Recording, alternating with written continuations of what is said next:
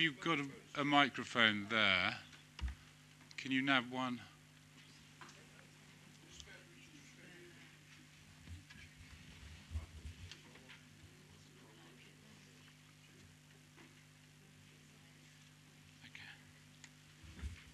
Okay, thank you. Mike.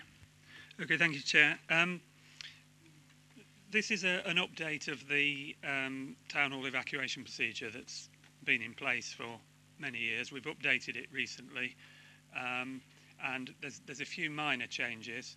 There's a slide up here on the screens, and this slide will be displayed at all council meetings from now on, so that people, particularly visitors to the meetings, will be aware of it and be aware of what to do if the fire alarm sounds.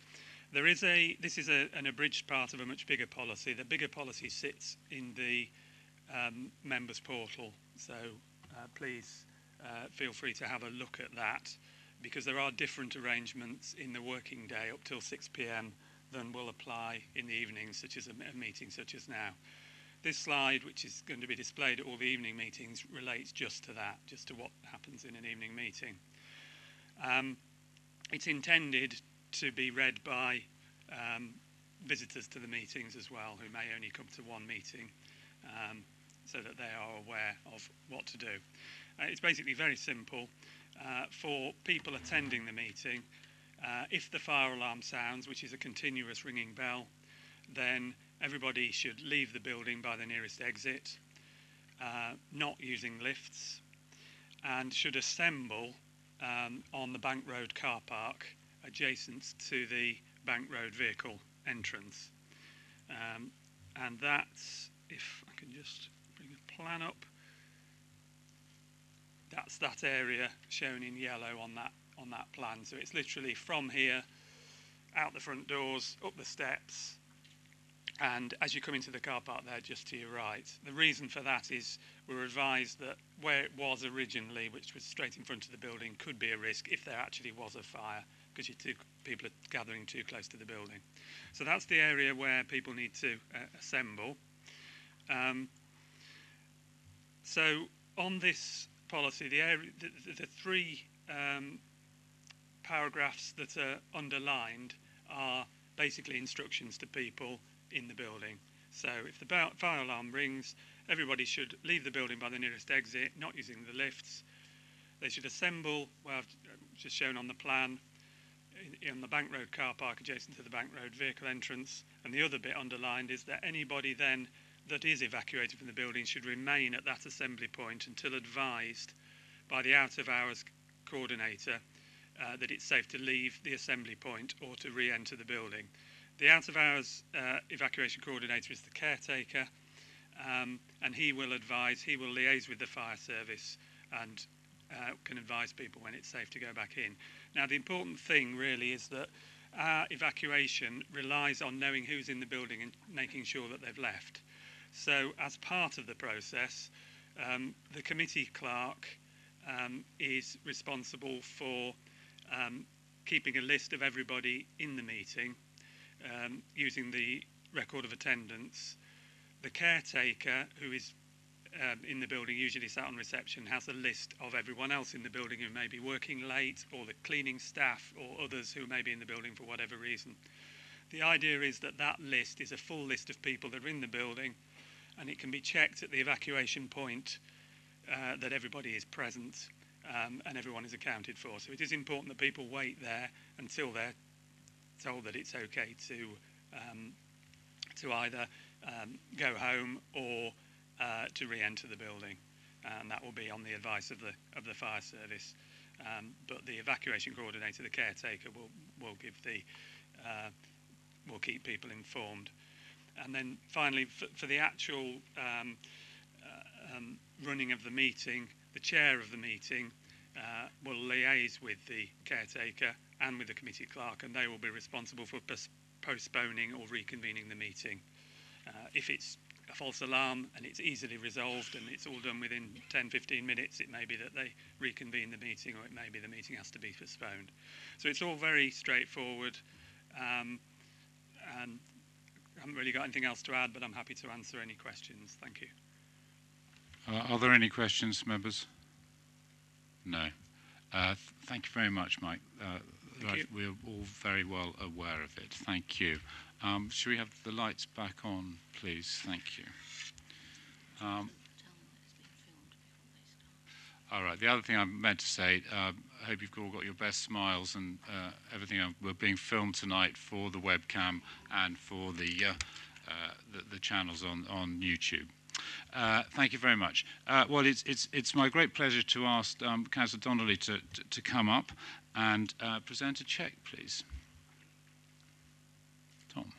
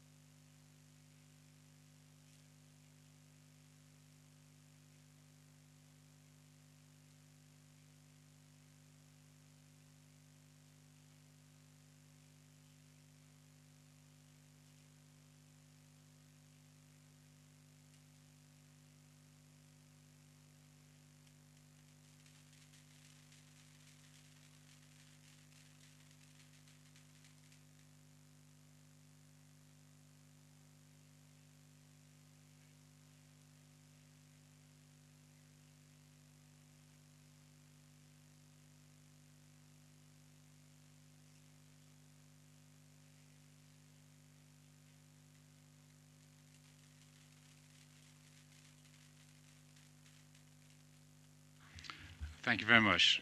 Okay, good evening. Okay. Members, as you can see from the agenda, we're now going to have a presentation by from Sarah Fowler, the Chief Executive of the National Park. Sarah.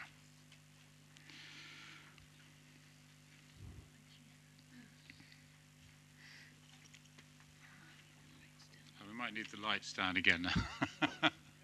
Please, thanks.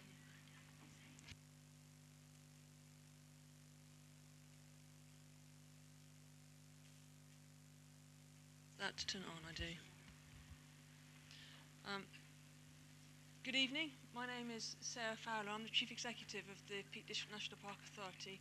I'm delighted to be here tonight, and I thank you very much for the invitation to talk to you and to listen to your views about the National Park Management Plan consultation that we kicked off earlier this month. I'm going to do a presentation that's going to last about 20 minutes. If that's okay, and if there's a chance for questions or comments afterwards, I'll be in your chair's hands for that.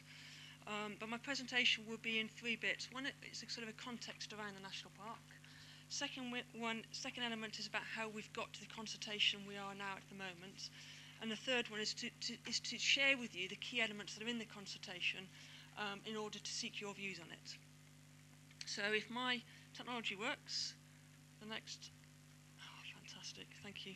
So the first part of the presentation really is about what are national parks. Well, if you go back to 1949, the National Parks and Access to Countryside Act came into being, and that's the act that created national parks. It created national parks essentially to ensure the most beautiful landscapes can be protected and to encourage enjoyment of these landscapes by all. And to bring us up completely up to date, that quote that's at the top of that slide is a quote from a previous minister that's in the most recent government plan on national parks, the 8-point plan on national parks, that describes in a very sort of, in a lovely way, how national parks are viewed by the nation. The government vision around national parks really is about us being at the heart of everything we do, being about caring for the landscape and promoting enjoyment for all. And that's what our two purposes for National Parks and National Parks Authority are about. It's about championing what makes a national park special and about promoting the enjoyment of those special qualities. We do obviously also have a role and a duty to foster the economic and social well-being of communities that live within the national park, because as national park authorities and national parks, we are here for the communities that live and work within the national park, as well as being here for the nation and for a wider set of communities. so I want to just think about a few perspectives about the national park and the different perspectives people have on the Peak District. So this one here is a perspective really from up high, from space. And if you look at the heart of the country, you can see Peak District National Park surrounded by huge conurbations. And you can see really how we are one of the most accessible national parks probably in the world, probably one of the most visited in the UK. The campaign for public access to national parks began here, and actually national parks began here in this location. We are the first national park to have been designated, and so I like to think of us as the original. A perspective you might have on the Peak District National Park is this perspective, which is how the national park works with constituent authorities and lies over a number of different constituent authorities. So you'll see Derbyshire Dales being an important element of the national park, and I hope you see the national park being an important element of the Derbyshire Dales as well. But you can also see we go all the way up to Kirklees, Oldham, across to near Macclesfield and down to Staffordshire. So we go all the way up to Saddleworth Moor and all the way across to Sheffield City as well. So in terms of the being at the heart of the country, we're at the heart of a number of different constituent authorities as well, or local authorities. And then the last picture really is to a picture of demonstrating why the national park was designated. We're here to do two things really. One is to care for what's important in the landscape, to care for the 555 square miles of national park, to care for the 35% of that that's designated for its wildlife interest, the almost 3,000 listed buildings in the national park and the 450 Schedule H monuments. Our role also is to promote enjoyment, and that's what this slide demonstrates too. It demonstrates the huge amount of open access and the 1,600 miles of rights of way, the huge numbers of off-road trails and the miles of gritstone edges for climbing as well. So it demonstrates the huge wide of opportunity for enjoyment as well. And my last slide in terms of setting that context really is about this one, and it's within our consultation document, which demonstrates the benefit the national park provides both from within the national park, also within communities and cities surrounding the national park, all the way through to the benefits it provides to the UK and beyond. And I'll pick out some of those, just a few headlines of that. The national park produces the equivalent of 206 million pints of milk a year, equivalent of 45 million burgers a year.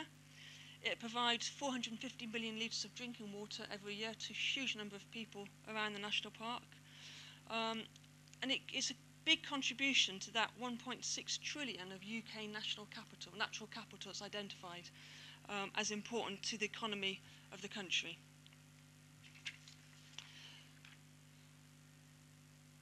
So Derbyshire Dales, a really important aspect of the national park. Derbyshire Dales, as you will know, is predominantly the rolling limestone plateau, deeply dissected by dales, demonstrated by your name really, supporting some real immense woodlands and flower-rich grasslands as well.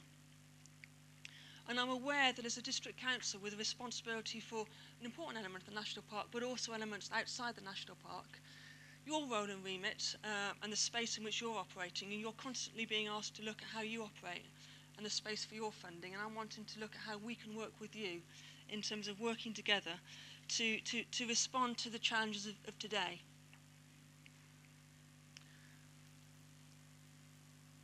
So half of Derbyshire Dales is within the national park, and 1/3 of the population of the Derbyshire Dales resides within the national park.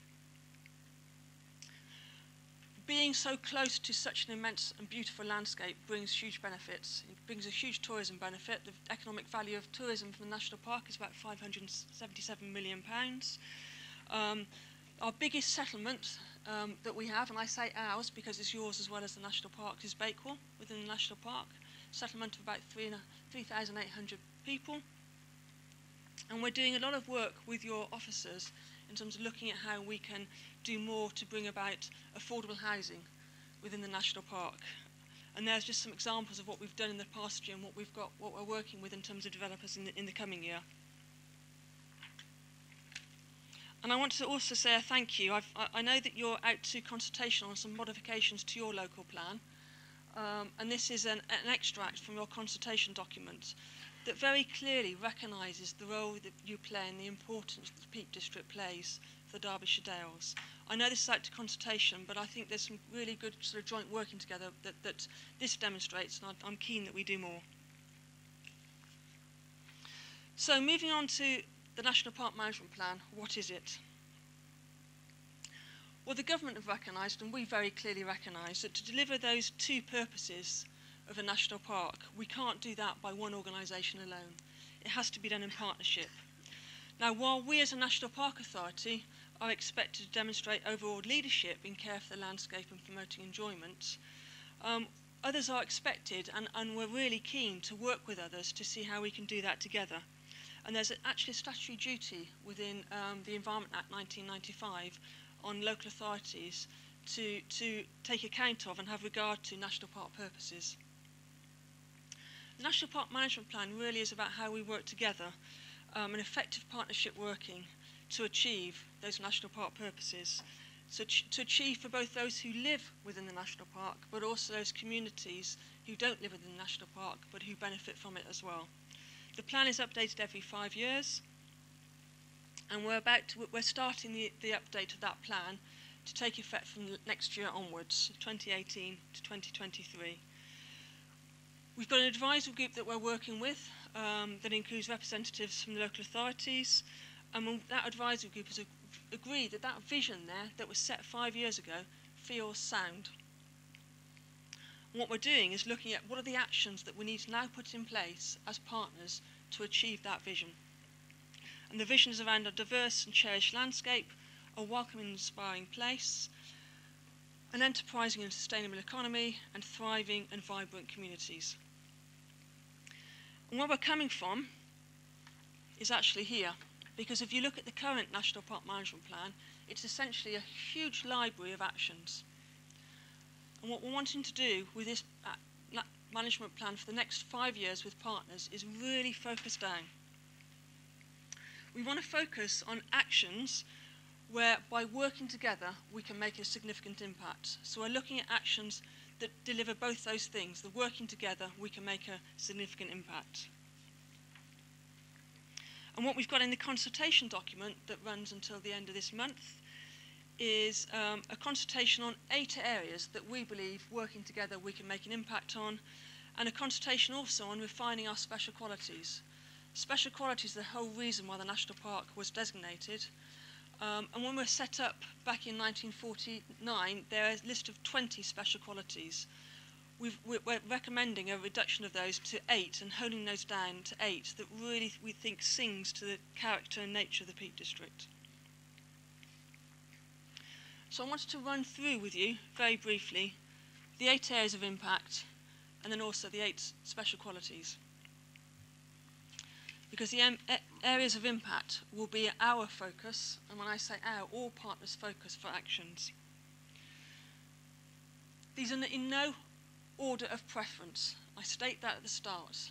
They are all as equally as important as each other. One of our purposes, as I've said, is to promote the enjoyment of the National Park and give people the opportunity to enjoy the National Park. But when you look at the groups that come and enjoy the National Park, quite often there's a large number of unrepresented groups. So we're looking at how we can build confidence of the whole community, the whole nation, to enjoy our national park by overcoming both physical barriers and perceived barriers. Physical barriers might be those with limited mobility, those with limited access to transport. Perceived barriers might be those who don't know how to engage in the national park or don't understand the benefits it can bring to their health and well-being. Next area of impact is about getting the most for the national park. And we're looking at 2 areas here. One is about how we provide the right policy and funding framework. And when I say funding framework, it's about funding for the national park. It's not for the authority. It's funding for all partners who work within that boundary and within that location to enhance the special qualities and the benefits for the communities that live there. We're also looking at how we can work smarter and better and differently together as well within this area of impact. You will know that the National Park is enjoyed already by millions of people. You will also know that enjoyment of the National Park by millions of people does bring its problems and does bring its impacts. So this area of impact is about how we can encourage that enjoyment with an understanding and with managing and respecting the communities that live within the National Park, the communities that work in the National Park, and also respect the special qualities as well. So this is about how we balance that enjoyment with that shared responsibility.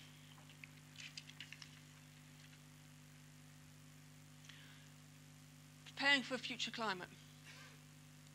The climate is changing, and this area of impact is about how we reduce the impact of the climate changing on the National Park, how we help businesses and communities within the National Park prepare for extreme weather events, and how we can reduce the impact on climate change, essentially by reducing our own CO2 emissions, and how we can encourage renewable energy within the National Park that's an appropriate scale for what's special about the park.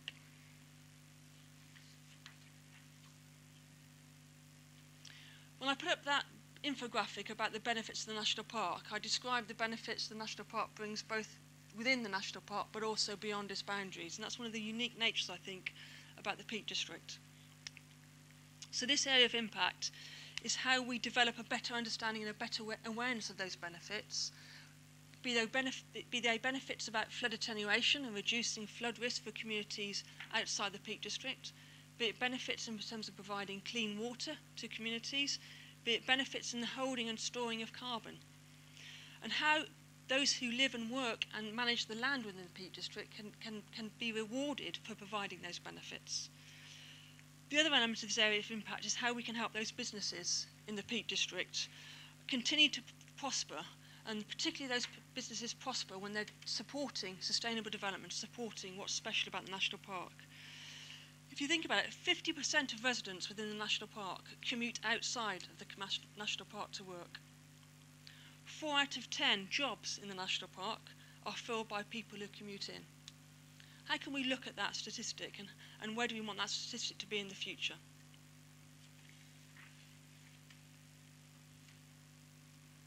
"84% of the Peak District is farmed.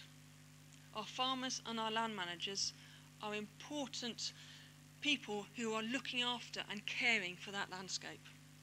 So how do we, as partners, work with those farmers and those land managers to help them stay viable and help them stay environmentally sustainable?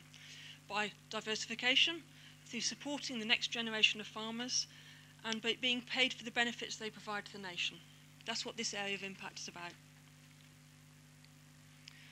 The next one is looking at how we manage the landscape conservation on a big scale. The National Park is essentially 3 big contrasting landscapes, and it's about how we monitor what's happening at a big scale so we can see and understand those changes and respond to those appropriately. How we can support particularly those land managers and farmers within the White Peak to support them in sustaining their business in an environmentally sustainable way. And how we can keep the great work going that's already going in terms of looking after the landscape. For example, the work that's happening in the northern part of the park on the Moors of the Future Partnership that's really restoring our moorlands and bringing huge benefits there. So that's what this area of impact is recommending. And supporting sustainable communities. The Peak District is a living and working landscape. How do we keep it like this? How do we keep it like this, given that we know it's in a deeply rural area and its remoteness and rural nature? How do we support the appropriate housing to help the population survive and support succession? How do we keep services locally available to the communities that live within the National Park? This is what this area of impact is asking. So through the consultation, we're asking essentially, do those feel about right?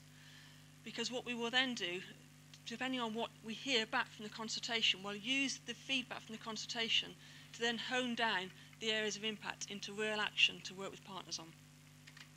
I want to just quickly finish off with the special qualities, because everything we do is about looking after what's special about the National Park. It's part of our statutory purposes as a National Park Authority, and it's part of why national parks were designated. The special qualities essentially define what is distinctive and significant about the Peak District. And as I say, what we've done is brought them together in 8 different statements, separate statements, and I want to run through those very briefly. The Peak District has beautiful views created by hugely contrasting landscapes and dramatic geology. You only need to think about that mosaic of landscapes, the wind-swept crag high on Fogget Edge, or up at Stanage that you've got up there in the photograph up there. And then the deeply dissected dales that we've got, and the quiet enjoyment there, which we've got in the picture of Dovedale over there as well. That's what this special quality speaks to. The next one is around the internationally important and locally distinctive habitats and species. Whether it's the powerful presence of birds of prey, whether it's the watching skylarks soaring above the sky, above meadows, or whether it's that evocative call of the curlew. This is what this special quality speaks to. This special quality is about that apparent oxymoron between being an area of tranquility, the Peak District, within reach of millions of people, and how that special quality makes the Peak District really quite unique.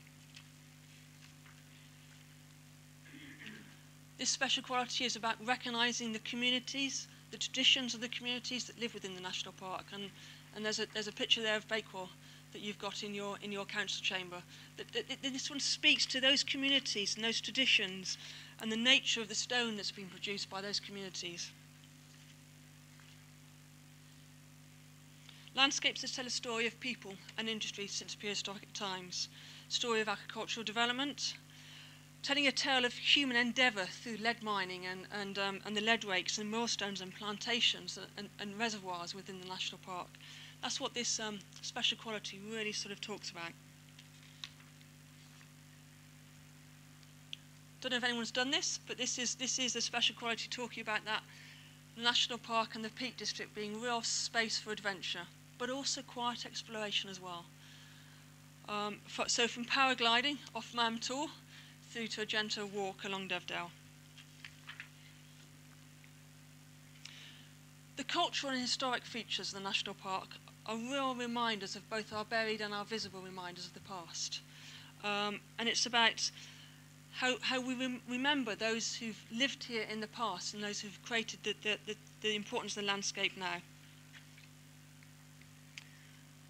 And the 8th special quality is about the vital benefits that the Peak District brings to millions beyond the landscape boundary.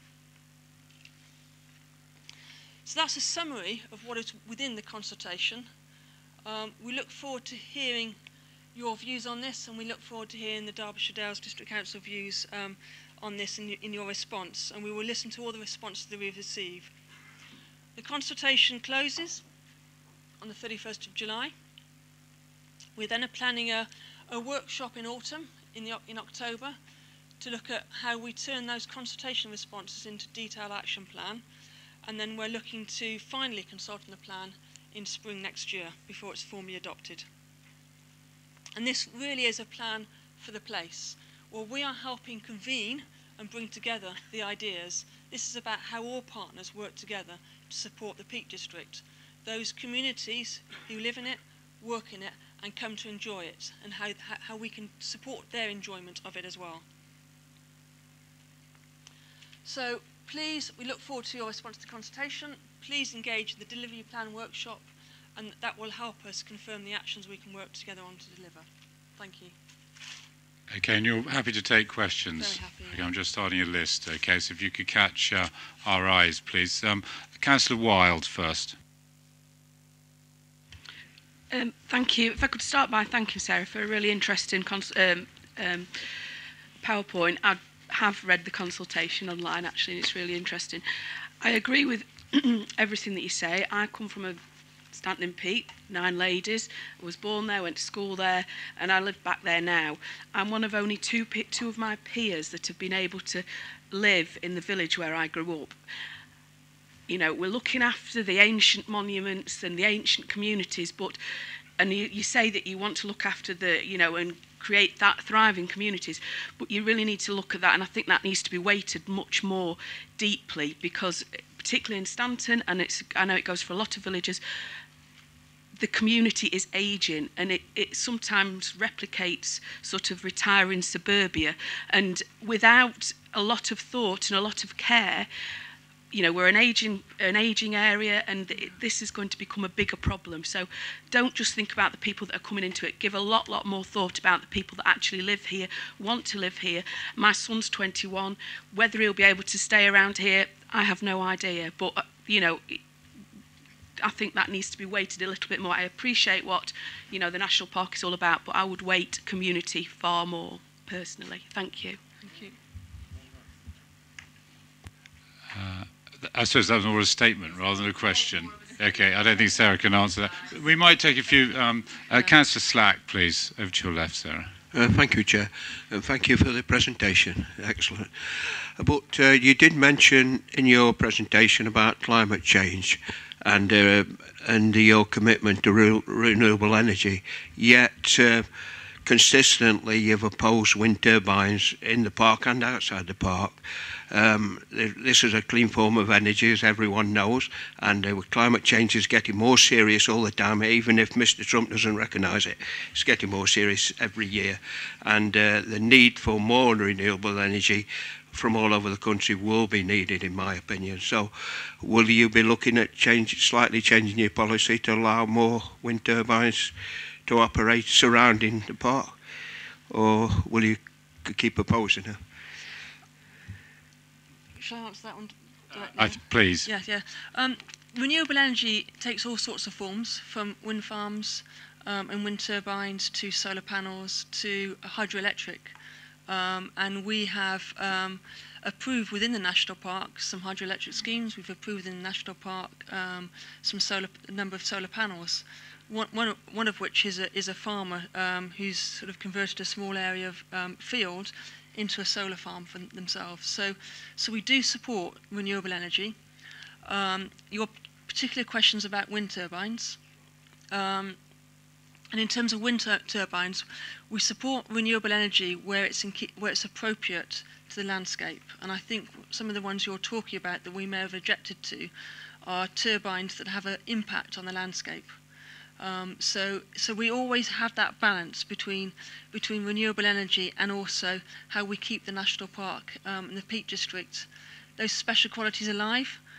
We are alive to the need to look at renewable energy. So what I can say to you, I guess, Councillor Slack, is that we are looking at this, and the reason it's in the consultation is to say we recognise the need to probably look at this a bit more.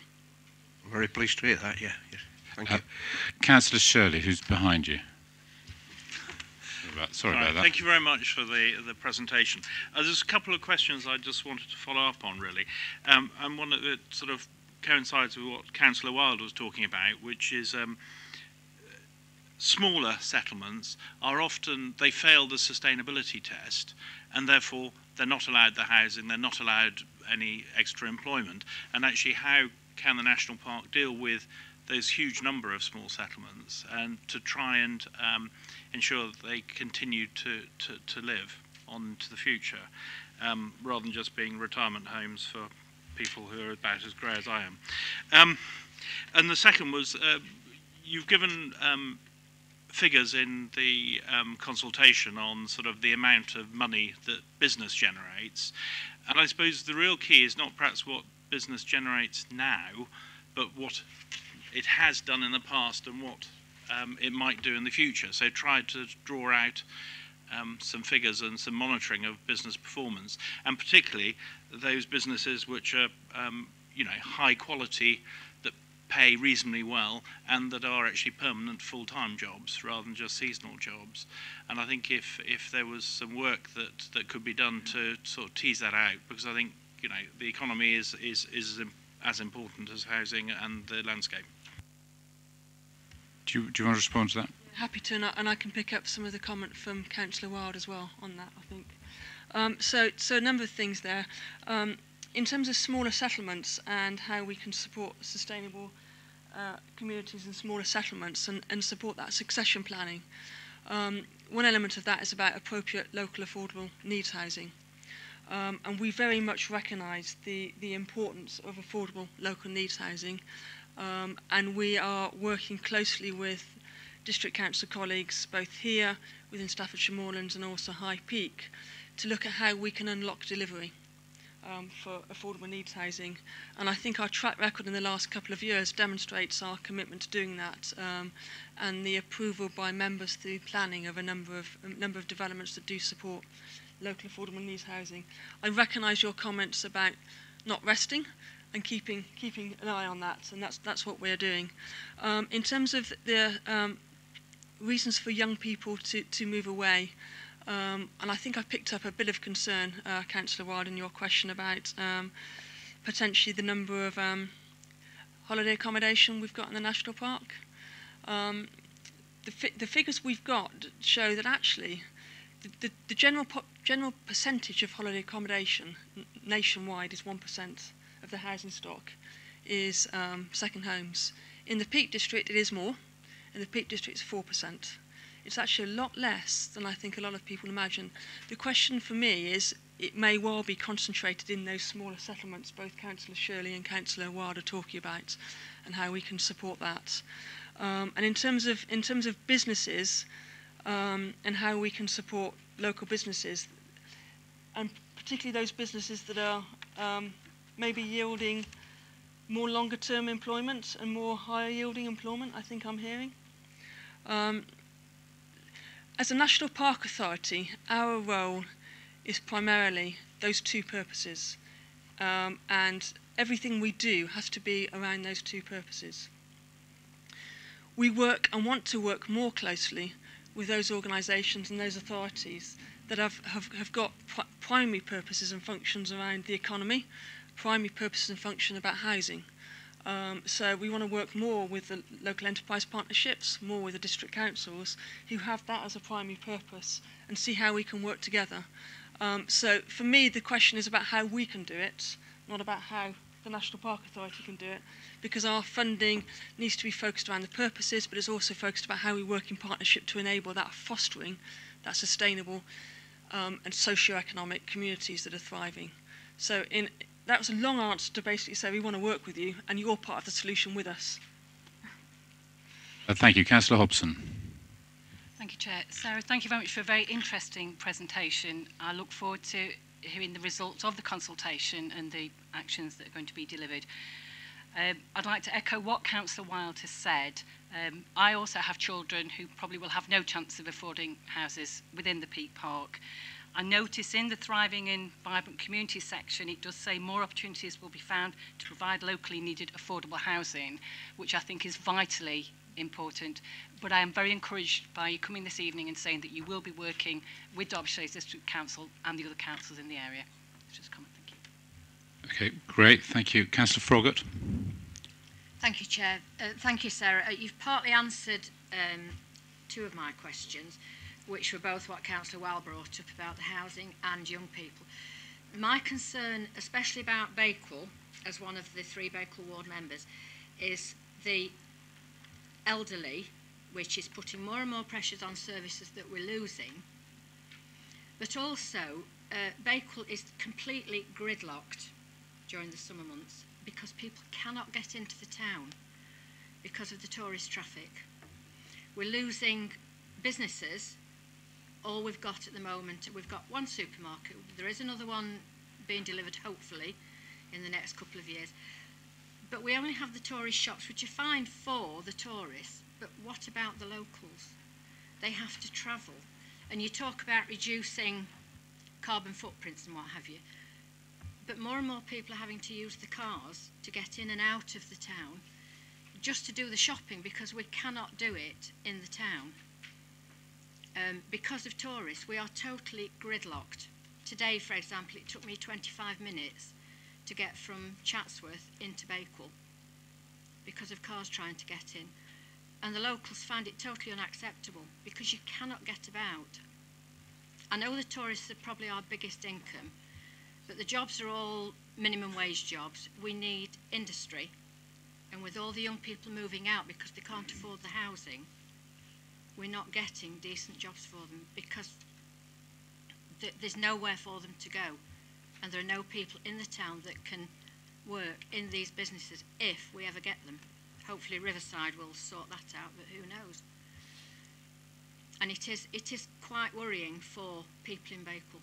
We do have a lot of complaints about it, and I just wondered if you could give me some feedback on that so that I can take it back to our electorate.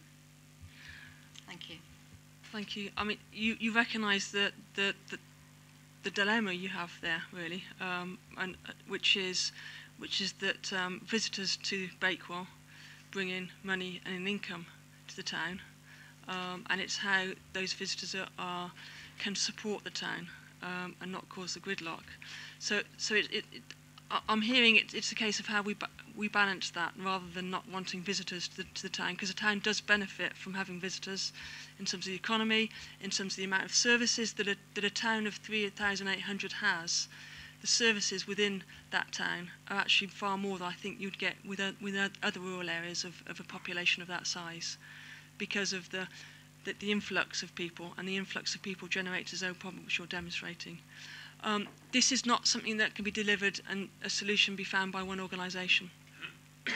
And I think that's what the National Park Management Plan and what we're trying to say is, and we're trying to look at how, working together, we can resolve that. Because if you think about elderly and care of the elderly, and you think about transport, that's very much how we work with the County Council. If you think about economy, that's very much how we work with yourselves and the District Council. And to answer your question about what we as a National Park Authority are doing, we have been working very closely with a number of developers and a number of organisations around Bakewell to see how we can support that economy, both at Riverside, but also how we can support affordable housing. And we're hoping the planning application, if it's not in now, will be in shortly for a large number of affordable houses. So we recognise the problem, and we're doing what we can, and we want to work more in partnership across those other areas where the lead responsibility lies with other authorities. Okay, I'd like to take three councillors in a threesome, as it were. Can I have Massey Bloodworth first, please? Thank you.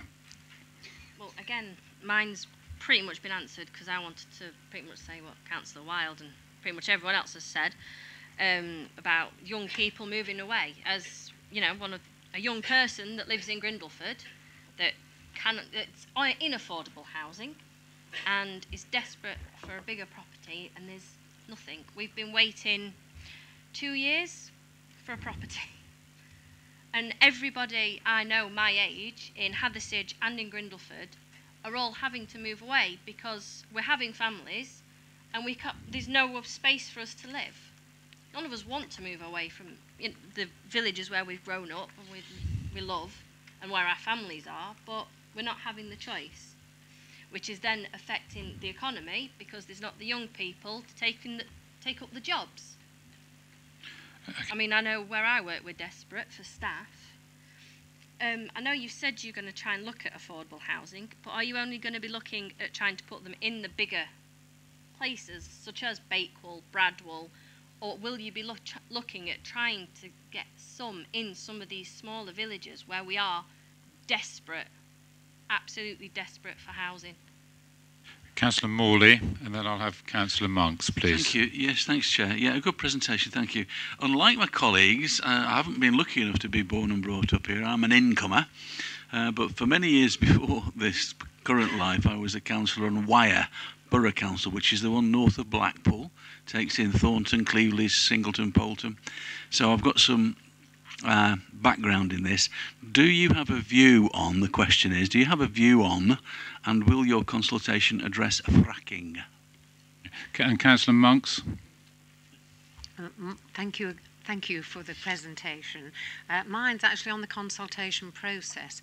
Because you were coming along here, I started to tell some of my constituents about the consultation, and no one had heard anything about it, and they were aghast that there had been no publicity as to the consultation. So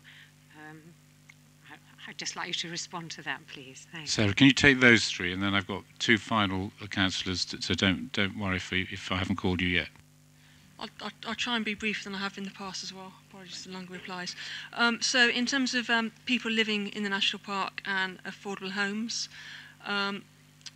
this is all about a balance between the reason why people live within a national park is because of what makes it special.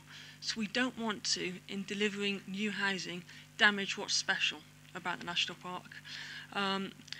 Where we're looking at, in terms of the question about where we're looking, we're starting by looking at in working with the district councils brownfield sites. Then we're looking at within the 63 settlements within the national park as those locations, and we're working closely with the housing providers to identify what the need is, and that is driving then where we look. So that's to that one. In terms of fracking, the government recently issued a statement that fracking will not take place, the development for fracking will not take place within the national park, and we welcome that. That doesn't stop, though, companies setting up outside a national park, their big development, going down and then going underneath. And we will take each element on its merit if it does come to the Peak District, and that's the way we're look at it. In terms of the process for consultation, I'm really sorry that the residents you spoke to haven't heard about it. We have issued a number of press releases. We've been quite active on social media about it. We've worked very actively with the Peak Park Parishes Forum, and have encouraged the Parishes Forum to let their parish councils know about it. And that's the route we've taken. It sounds like we could have done more. Yeah. Okay, last two, please. Councillor Ratcliffe, and then I'm going to defer my question till the debate later. to hear the questions or comments from members, but I'm just thinking we've got this item 9. Okay, right. Okay, thank you. So, Councillor Martin Burford, lastly. Yes, thank you, Chair. Well, I'll echo the previous members' thanks to Sarah for her excellent presentation.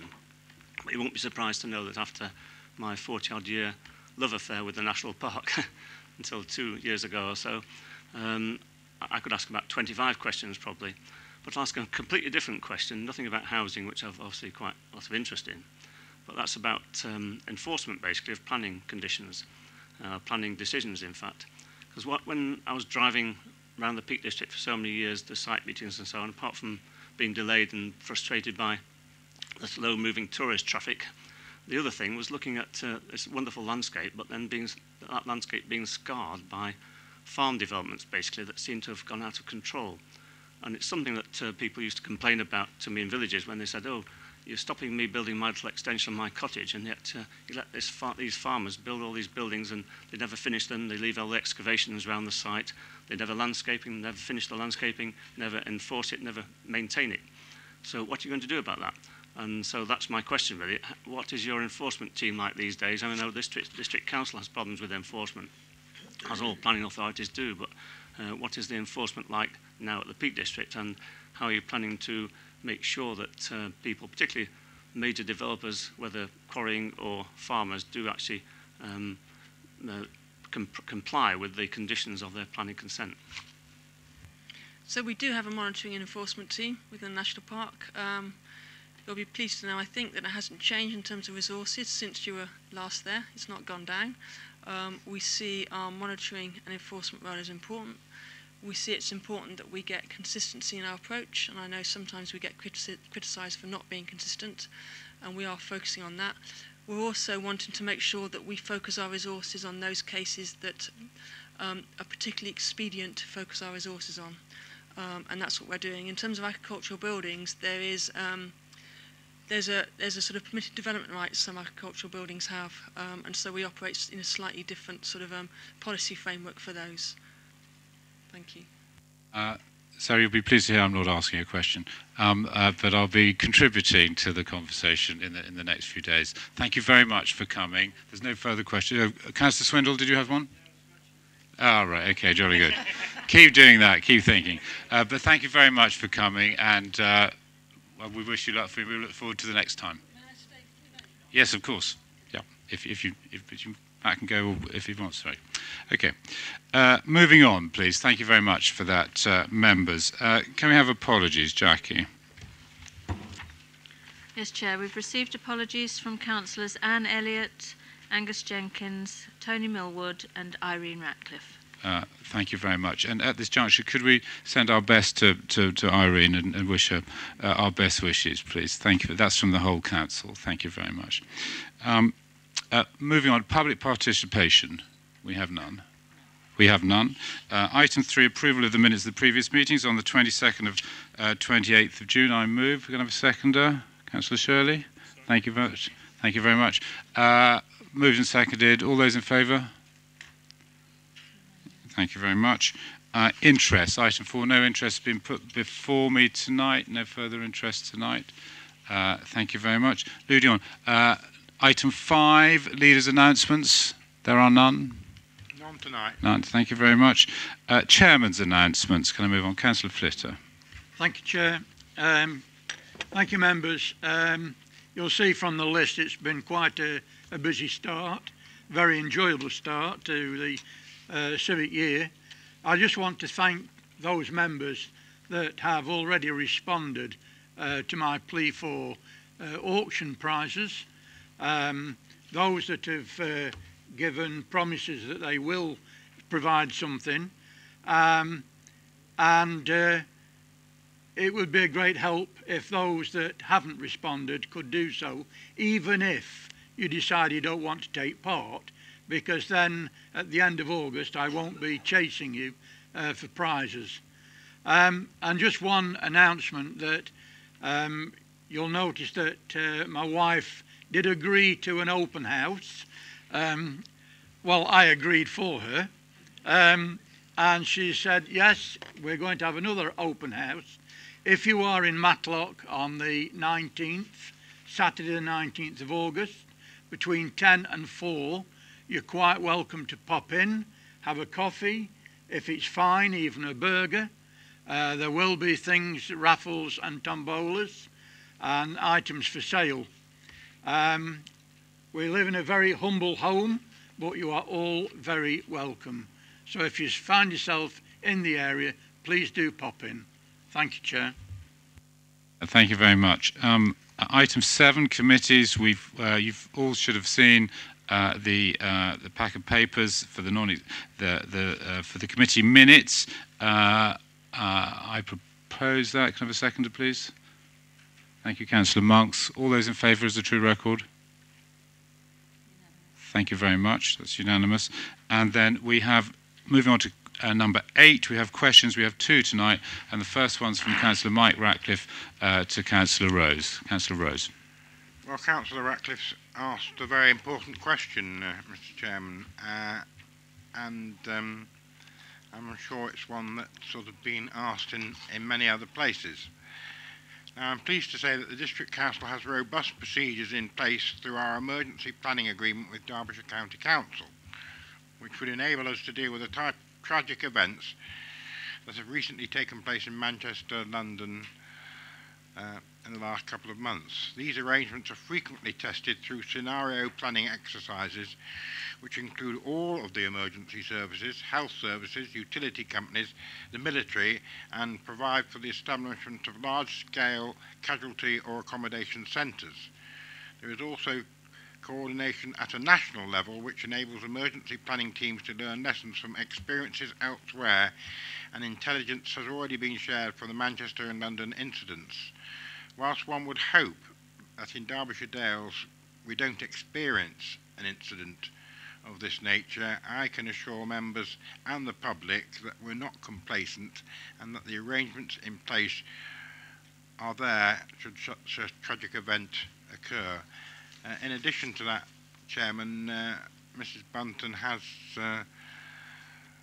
obtained a copy of a 2-page paper about the emergency planning procedures in Derbyshire, and tomorrow on my behalf she will circulate that to all members. It is quite informative.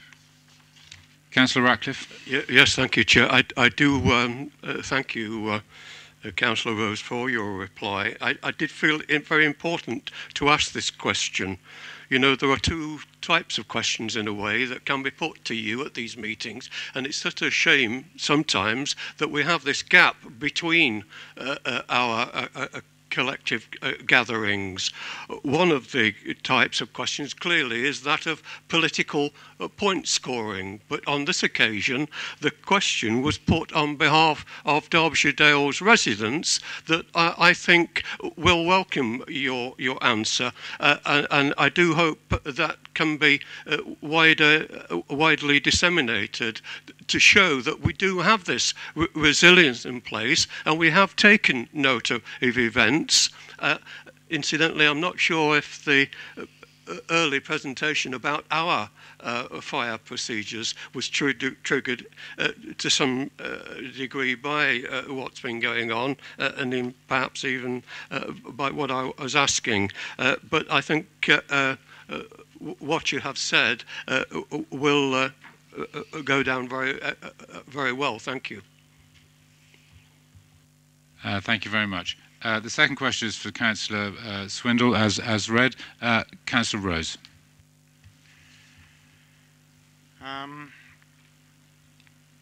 It might be fair to say that we have seen an increase in the number of concerns raised in the last 3 years, but actually we've seen a reduction of over 50% in the first quarter, April to July of this year, when compared with the last 2 years. Now, we have to consider that we have a relatively small team which covers a district of approximately 300 square miles with over 71,000 residents. We received 238 initial concerns, of which only 3 resulted in a formal complaint. Now, I would argue that 3 in that sort of proportion is probably quite a good result, and a lot of organisations would be quite pleased if that was indeed the case in other areas. Now, we are fortunate to live in such an area, and it is understandable that the expectations of our residents and visitors are high. We do, however, have to balance those expectations with our financial capacity. Adjustments to the service were approved and implemented in 2012-13 and are available for all to view on the District Council website. That being said, we're always looking for ways to improve the services we deliver, and I can confirm that this is something that is currently being reviewed. Members, I'm sure, will be aware that of the departure of several managerial level employees in the environmental services this year, and although we appreciate the hard work and contribution they made to the service, we now have an opportunity to review the service with a fresh pair of eyes. In doing this, we are reviewing the current mowing, sweeping, parks maintenance schedules, and also considering whether the north, south and central boundaries and spread of staff in those teams needs adjusting. Councillor Swindle. Thank you, Chair. I don't have a question, just a brief comment that when I submitted this question, the Chief Executive very kindly emailed me and said I'm a bit concerned about this, and the way my question came across wasn't that these issues were happening on a week-by-week basis. There were just incidents every now and again where you would have to ask for a job to be completed to an acceptable standard on several occasions, for example, leaf sweeping, gully cleansing, and so on. And I just felt that obviously we were wasting our time and resources, and obviously that meant that jobs elsewhere, when we were chasing jobs up, jobs that were scheduled in were being delayed. But I thank Councillor Rose for his response. He's covered everything that I wanted to be covered, and I thank the Chief Executive who gave me time one-to-one the other day to explain to me what is going on, and it's exactly what I was hoping, was that with new brooms in the office that everything would be looked at again and how we can improve it. So I appreciate that. Thank you very much. If I may just make a brief comment, both in response to that supplementary statement and Councillor Ratcliffe's. I actually enjoy, I must be masochistic or very sad, questions, because I think there are opportunity for members to make points that need to be made. I don't think we get that many political questions,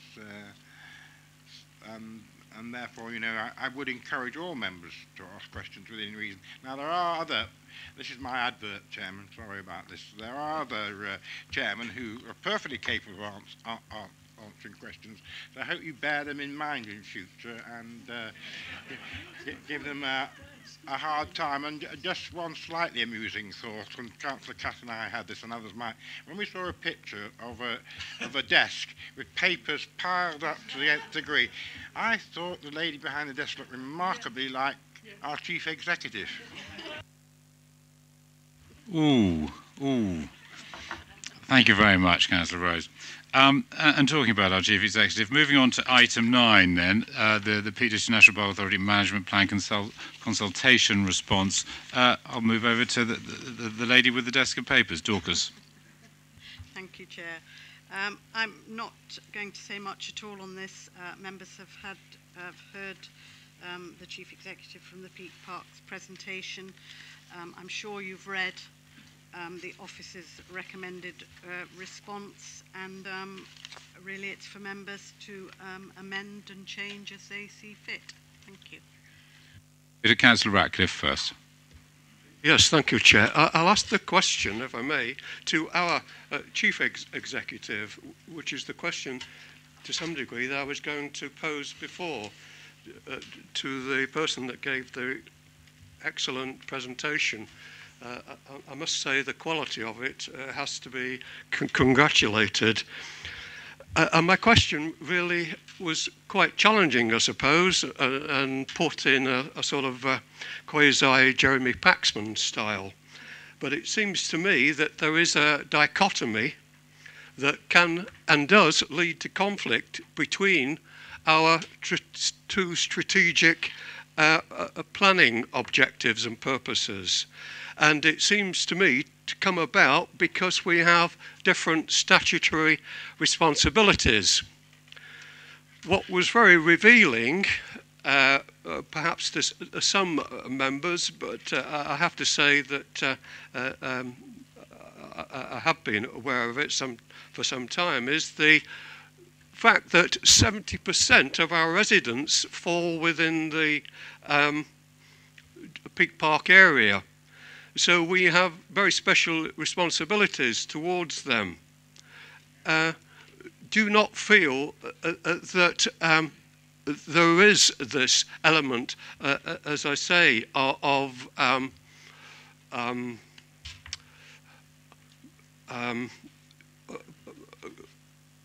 criticism, an argument between us because of our different relationships there. And how can we move to a much more constructive dialogue that will ameliorate this difference? I'm very taken by the letter of response, I think, that Steve Capes has put together, outlining the fact that our objectives fall very much on affordable housing and job creation, neither of which, to any significant degree, are mentioned in the consultation document that Peak Park are putting out, that is primarily environmentally based. Dorcas, would you like to take that now? Yes, thank you. Just a slight amendment to your figures. It's about 30% of our population live in the Peak Park, but they constitute 70% of the Peak Park's population. Yes, sorry, that's what I'm yes. I think there obviously are tensions between our different statutory objectives, but I think we've always tried to work with the Peak Park in terms of working together to ensure that we can both meet our statutory objectives in the best way possible for the area we live in. In terms of the response that we've prepared, we recognise that the Peak Park's special purposes, and we support those. But we also recognise that there is a living and working population in the Peak Park, and the Peak Park, through its consultation, does talk about sustainable communities, and it does talk about vibrant communities and support for those. And in our response that Steve has put together, we are trying to helpfully be constructive in suggesting how that impact could be enhanced through the suggestions that we've made, and indeed through partnership working, which we fully support the Peak Park in its wanting to work with us. And indeed, I'm sure most members are aware that the Chief Executive of the Peak Park, Sarah Fowler, has set up a group which our officers are very heavily involved in to look at affordable housing and how that can be managed within the Peak Park.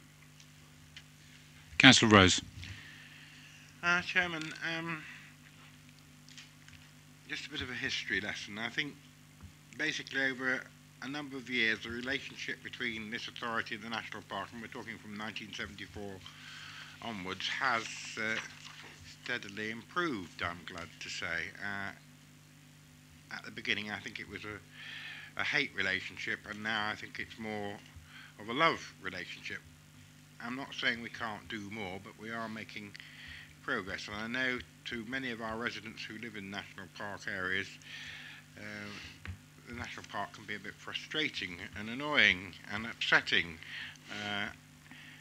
just as we can be in some of our planning decisions, so we're not beyond blame ourselves. Having said that, I'm happy to move the recommendation, although I don't think it's worded correctly. Personally, I think it should read: the draft District Council response is agreed for submission to the National Park Authority. I'm not quite sure what the words is amended. It doesn't actually make literal sense. So that, I think, is what we're agreeing to tonight.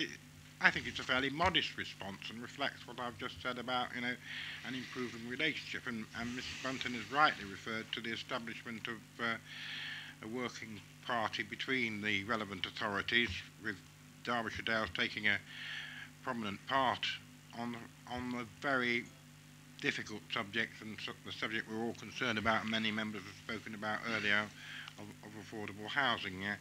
I think we can do more, and there have been over the years regular meetings between myself and the Deputy Leader, Chief Executive and the Chairman and Chief Executive of the National Park. That's to be welcome, that's positive, and long may they continue. And from those processes, and I know from the efforts that our representatives have made, Chris and David, on this important subject, you know, the message is getting across.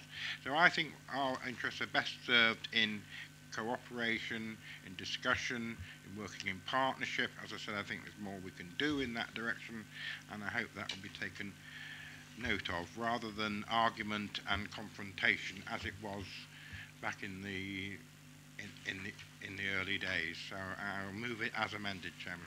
Councillor Purdy. Thank you, Chair. Well, I like to think, Councillor Rose, that relationship improved, because I was on the Peak Park Board, as you know, from 2009 to 2013. Undoubtedly. On a serious note, I'd like to think that we do have a good working relationship and work towards a better working relationship, because is it not true that we've listened to Mr. Paul Wilson in the past, and it has to be said, who has made criticism in public of the Peak Park, and I'm sure that's stung in the Peak Park and has not been helpful. Whilst it might be factual, nonetheless people's reactions are one of hurt, rather than let's look at why he's saying that. I think what I'd like to get across to Sarah, and thank you for your presentation, is that, and as Chair of Planning here and having been on the Peak Park, I think that more can be done by the Peak Park in enabling. The Planning Authority should be an enabling authority, and in that regard should look at raising Section 106 monies on a much higher level than is present.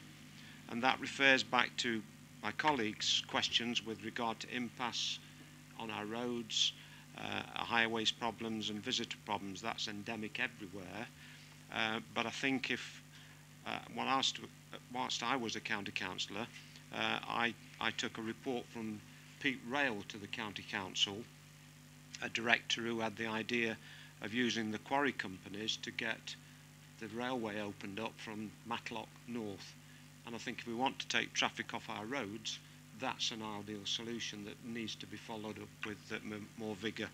So enabling better cooperation, Section 106 monies will help enable you to get more affordable homes. Thank you. Are you seconding the endorsement of the letter? Thank you very much, Councillor Purdy. Have I any other speakers? Ah, sorry, Councillor Flitter. Thank you, Chair.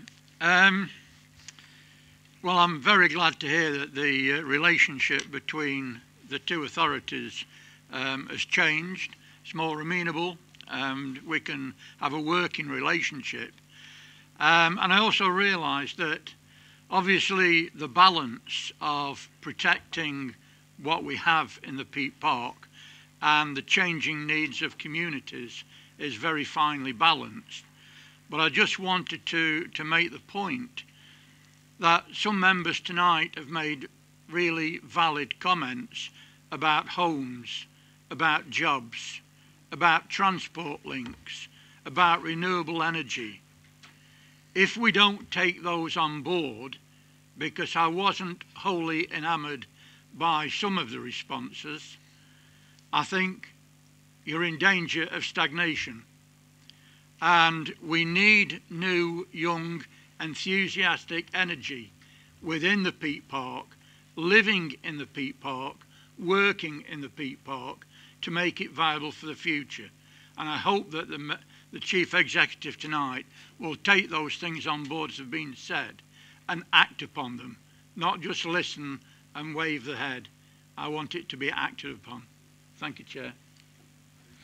Thank you, Councillor Fitter. Councillor Martin Burford, please. Thank you, Chair.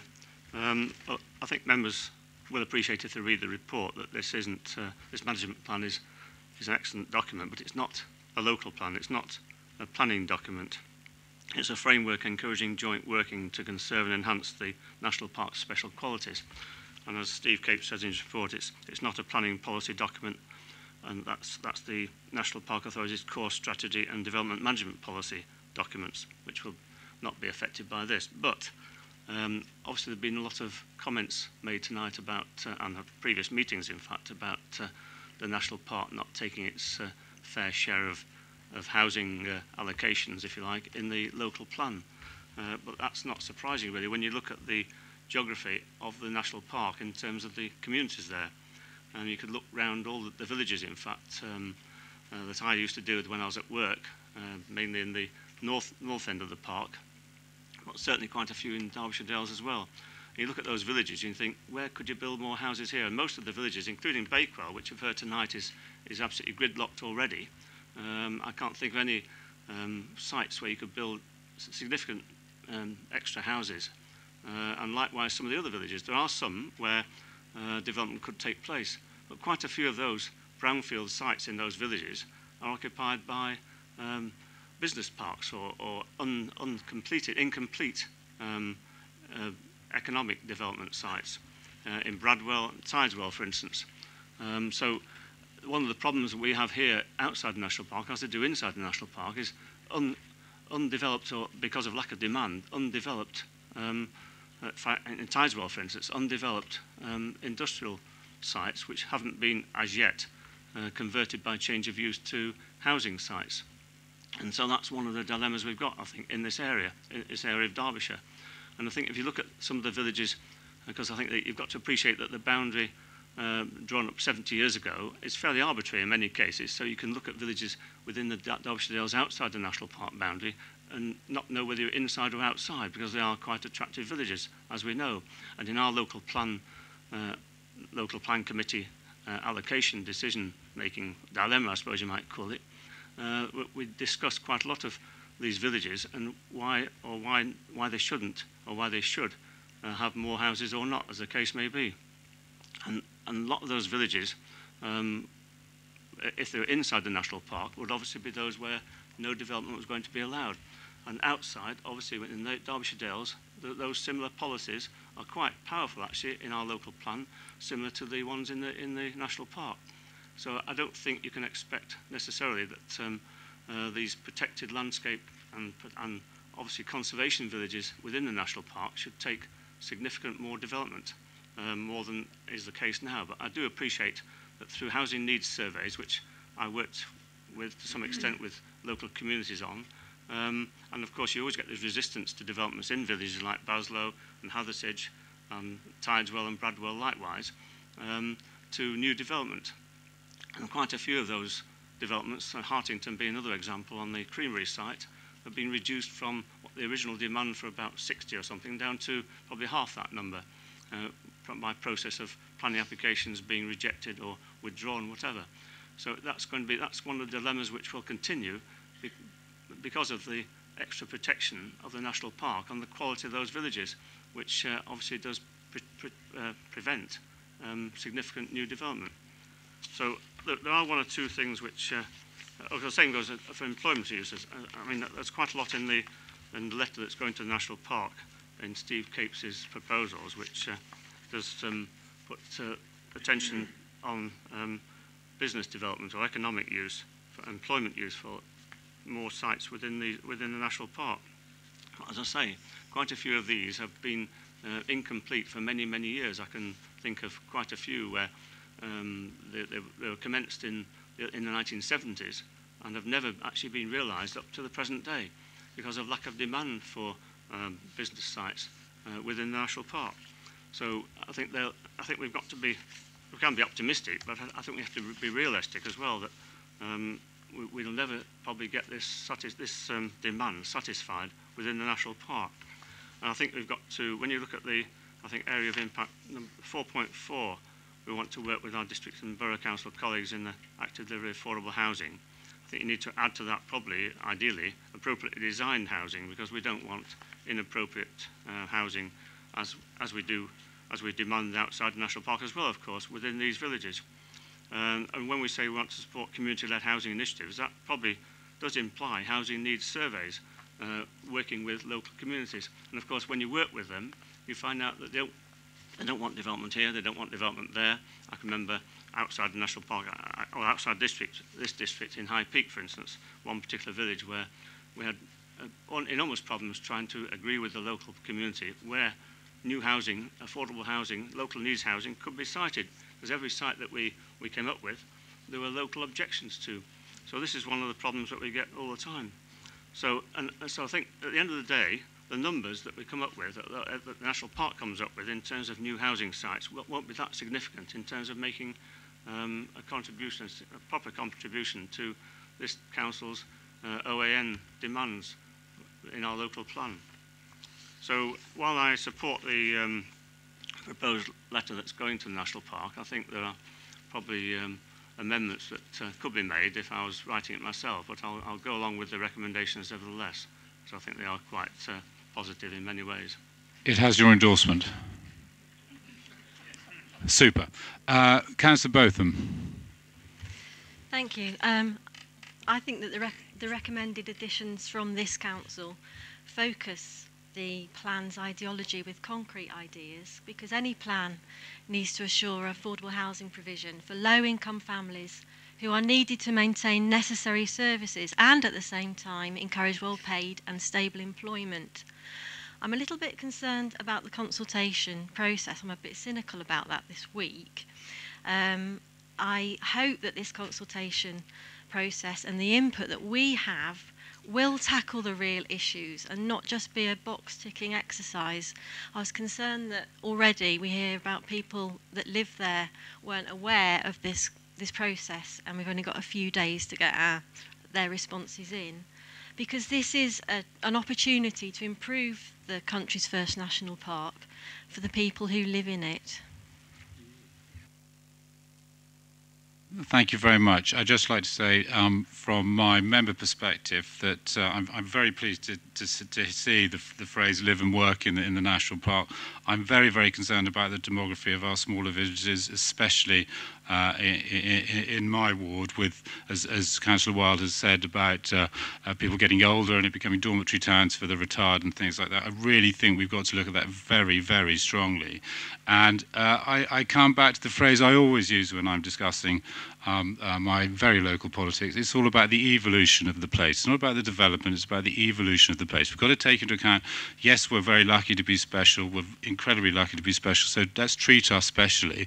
Let's give us some rules that we can actually do some really interesting things for the betterment of our communities, in order to keep the whole place going. And I'm very concerned and about, especially with the rising aging population.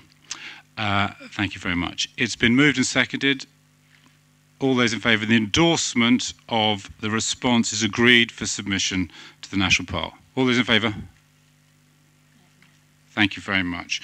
We've now got another item 9A, which has been tabled, and it's an urgent item of business, members, and it's to do with the Arc Leisure Centre. I hope you've had time to read it either on your iPads, but Mike is going to update us and ask for your endorsement, please. Mike. Thank you, Chair. If you could just bear with me a second, I'll just try and get the slides up here.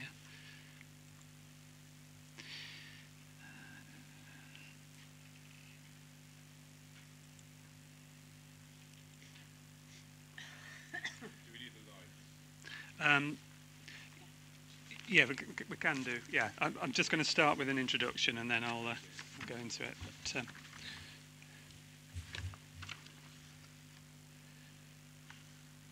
But, okay, firstly, can I thank the Chair for allowing this urgent item to be heard at this meeting. I hope members don't see my presence at full council as being a bit of a bad sign, because unfortunately every time I come to full council I seem to have bad news. Those of you who are on Governance and Resources Committee will know that sometimes I do bring good news as well, but unfortunately not tonight.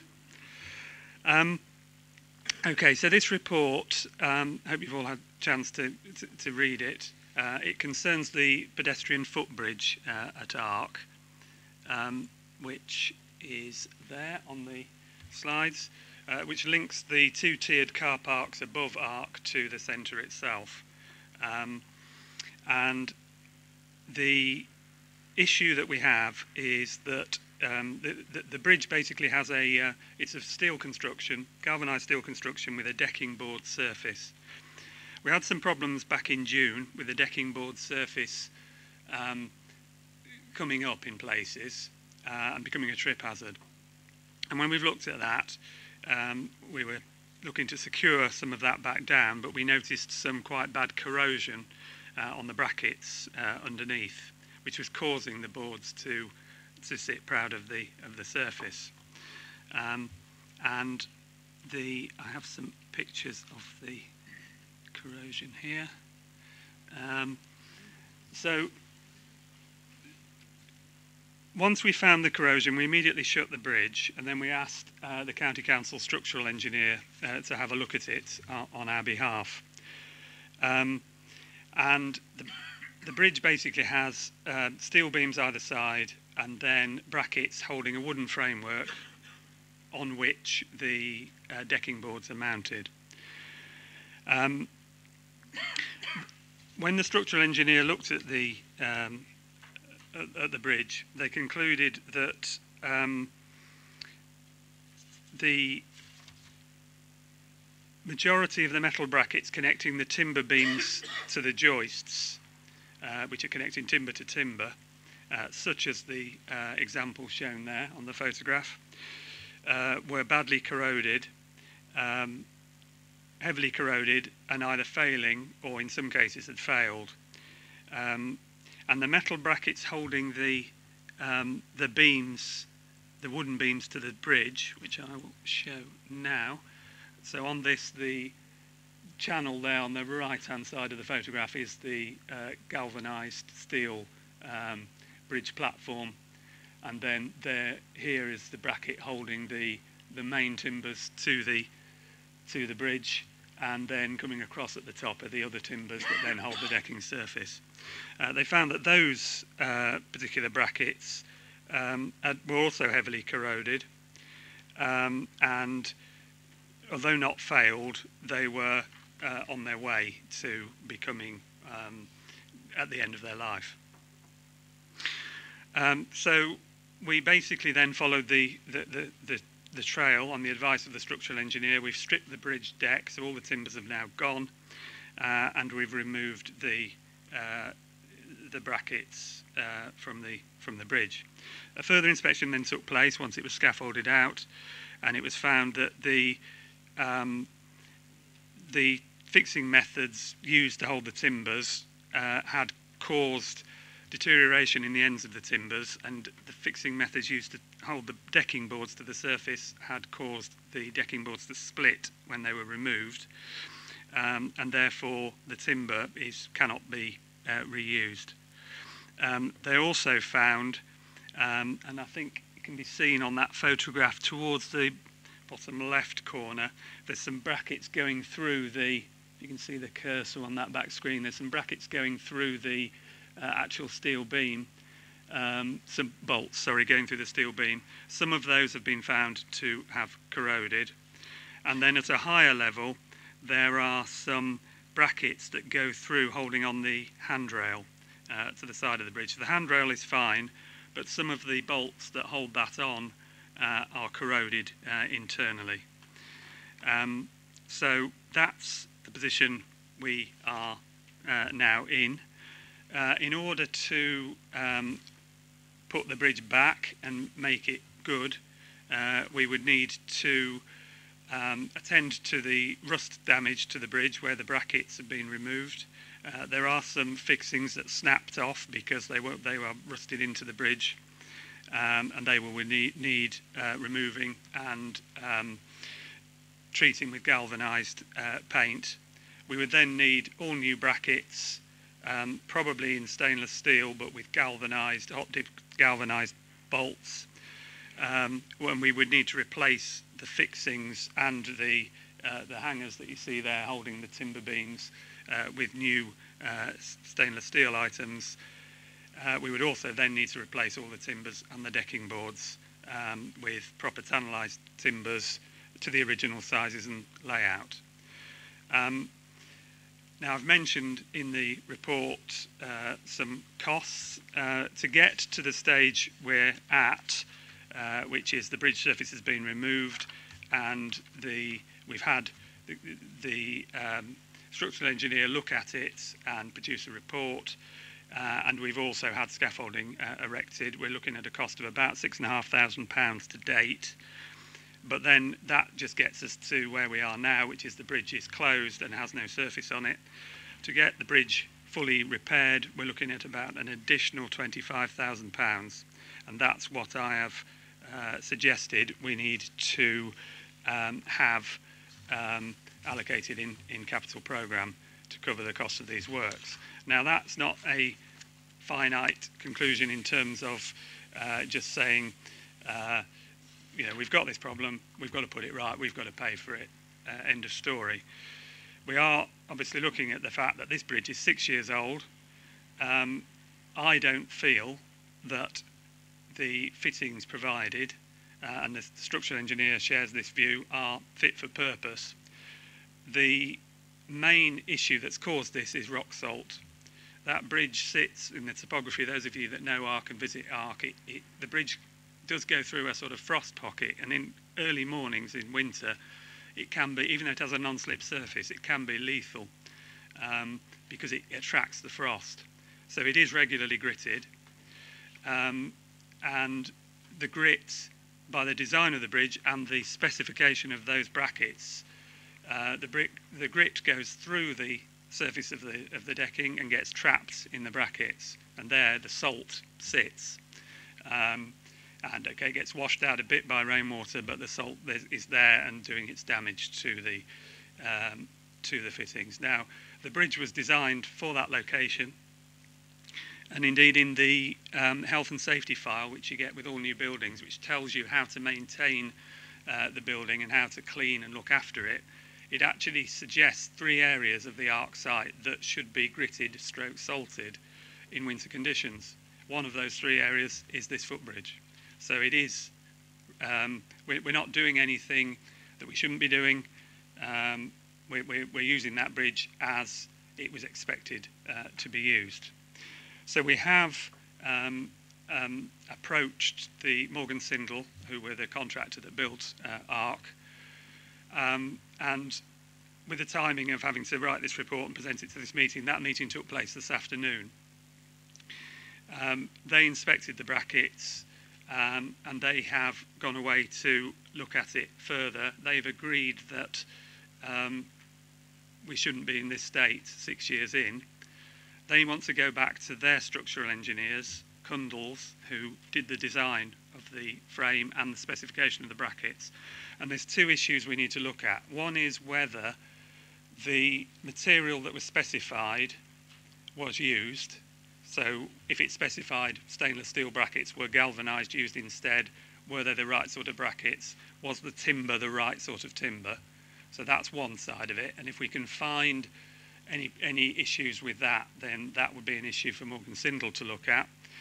If the right materials were used, i.e. the materials in the spec were used, then we've got to look at the fact that this bridge should have had a design life of over 25 years, and after 6, we're having to basically replace a lot of parts of it. The structural frame is fine, but obviously there's a lot of expense needed to bring this, to put this right. So where we are at the moment is that we've had that conversation today. They're going to go away and look at it. We've asked for a response from them. And we have two options, really. One option would be to do the repairs ourselves and get on with it and get the bridge finished back open again. But that's obviously going to have a significant cost. The other is to wait for Morgan Sindall and Cundalls to come back to us. And I suspect there will be a small debate about how they rectify this and what we will expect from them, and then we ask them to do the works. Now that's obviously a longer term approach, and while all this goes on, the bridge is unusable.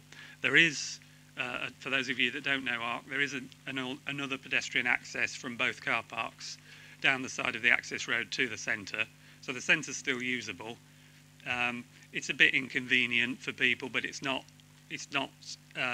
There is an alternative route, which is only takes seconds more to walk than it would going down the bridge. And also, the disabled parking and access for people with disabilities to ARC is unaffected because the disabled parking area, and indeed the coach drop-off areas and all of that, are not affected by this. So that's where we are. I'm recommending that the committee note the expenditure that we've incurred to date, which is the £6,500, and why we've had to incur that, obviously to make sure that things are safe and to protect the public, and also to determine where we go from here and provide evidence if there is going to be a future claim. I am recommending that this sum of £25,000, which is both based on quotations we've had for putting the work right, is made available, but I'm really looking for guidance in terms of how, when we do that work. As I've said, the choices are to get on and get that work done, or the second option is to wait for a period of time to give Morgan Sindall and Cundalls the chance to come back with their response to our complaint. So that's the basis of the report. I'm happy to answer any questions. Thank you. I've got various members who are on our list. Thank you. Can I start with Councillor Stevens, please? Thank you, Chair. Well, thank you, Mike, for a very detailed explanation as to the problems, and I will endorse that you do bring good news when you come to governance and resources. It's not all bad, although we seem to be unfortunate with the ARC that here we go with, I think it's number 3 problem, that have all caused you a lot of extra work, and none of them should really have occurred. But at the end of the day, it's a council-owned building, and we need to ensure that the repair work is carried out. You asked about how we dealt with it, whether we waited. Unless there is a legal reason why we should wait, my feeling would be that we carry on and get this work completed. You referred to the alternative access. But having used that footpath and used it with young children and seen groups of young children, they belt from the car park. We all know what young children are like. They're eager to get into the pool. They're not watching what's around them. And although there is a footpath for them to go on the alternative route, I do feel that that is not as safe for children who are running down to the pool as the bridge. So my response would be that if the members endorse it, that we do get on with it. I am happy to move your suggestions, that we do note that the 6,500 is being funded from the revenue budget. And I would also support the additional 25,000 being made available in the revised capital programme for 2017-18. And I know that, as you've said to us in the past with other items, that you will pursue by whatever means possible to see what compensation you can get for the council. So I'm not going to go into any more detail. I'm happy to move the recommendations. Councillor Catt.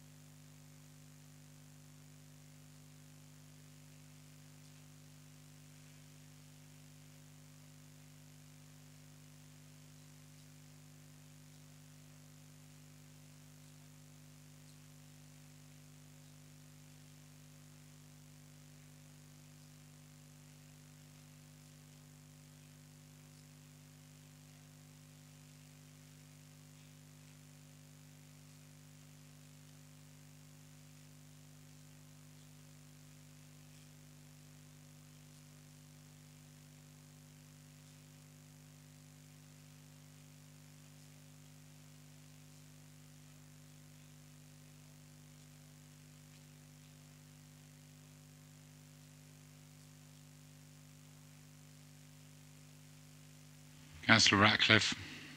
Thank you, Chair. I want to endorse everything that Councillors Jackie Stevens and Albert has alluded to in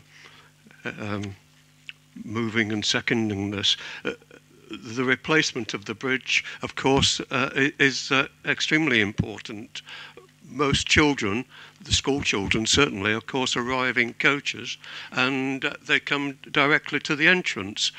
But everyone else makes their way from the car parks via this bridge. Incidentally, as a long time and regular user of the pool here, some 4 times a week, I can tell you, I was instrumental in bringing to light to the attendants at the pool that there were loose floorboards, and thank goodness they did investigate, because clearly here was an accident just waiting to happen. So what I would like to bring to bear is the issue of both contractor and indeed corporate responsibility here. I'm not attaching any blame to ourselves, but I would like to know what the schedule for inspection was and is on similar structures that we have a responsibility for. What was very clear once they removed the decking, the timbers here, the cross beams, didn't appear to be of high quality treatable material, and the brackets again, despite the possible causes of salt, and incidentally I'm slightly dubious about that, but I will accept an expert opinion, didn't appear to be of high grade galvanized metal. They seemed to be slightly of inferior quality. And to my recollection, there hasn't been a very intensive use of salt over the winter periods as such. So, I'm slightly not suspicious, but I wouldn't put it down completely to the fault of the people at the Ark doing their duty by putting down salt there. But as I say, it seems to me that there are some initial design faults here in the construction materials, and indeed perhaps, and I don't know whether it would be revealed, perhaps again using materials that were of a lower cost in order to keep down the overall development finance of this building. It is a really excellent asset and extremely well used, but my word, we need to keep an eye on it, particularly given the previous history that has been alluded to. I'd like to take three speakers first, and then Mike to sort of answer them in a clump, please. I've got next, I've got Councillor Sue Burfoot, please. Thank you, Chair. Well, obviously the Ark is just in All Saints Ward, and it's obviously one of the jewels in the crown in Matlock. So for this to happen after the other two incidents, if you like, that we've had is disappointing. I would like to thank Mike for his swift action and for the report tonight. I certainly won't be shooting the messenger. I bet he thought, oh my goodness, not something else to have to deal with. But it does sound as though this fault is something that shouldn't have happened. And I think, like others have said, it's public safety that's of paramount importance. It's not just the bridge itself. It's the fact that, you know, people do come from the top car park, and as Jackie said, you know, children running down there, you know, it's not good. I just wondered whether we've had any noticeable reduction in usage of the Ark because of this. I mean, it is an inconvenience, but it obviously doesn't stop people using the facility. But I just wondered whether we'd had any reduction in usage. But the other point is, if this was to happen when the Ark was under a private operator, how would we stand there? I mean, I think I've asked the question before, but if this was something that actually stopped usage of the Ark altogether, where on earth would the council stand with any kind of compensation to the I'm going to take Councillor Wilde operator? next, and then ask Mike to answer if you've got a question. Councillor Wilde. Questions was to do with the regular checks, as Councillor Ratcliffe mentioned, but obviously there's clearly a problem with the workmanship, never mind the quality of the materials that we use, because you said some of the timbers have been put in incorrectly. It begs the question about workmanship over the rest of the Ark in some areas, and is it, at this point, is it worth doing a thorough, getting them to do a thorough check of the Ark to make sure that at this point, if anything else is falling into disrepair? Right, Mike, do you want to take those three? Is that okay? Thank you. Yeah, that's fine. Thank you, Chair. So there's a few points here. If I just run through them in, I think the order that they were raised. First of all, the issue about safety and what would have happened had one of these brackets failed. It wouldn't be a case of the bridge surface just sort of collapsing. It would be a gradual process because the timbers, the decking boards span the metal structure of the bridge. The joists, the timber joists, the framework underneath holds them all together. So it would have been a gradual, it would have arisen pretty much like it did in terms of a number of areas of the bridge would have become springy, and that would have been noticeable, and then obviously the brackets would have been the reason for that. So it wouldn't just have failed, but obviously we've picked it up at this stage.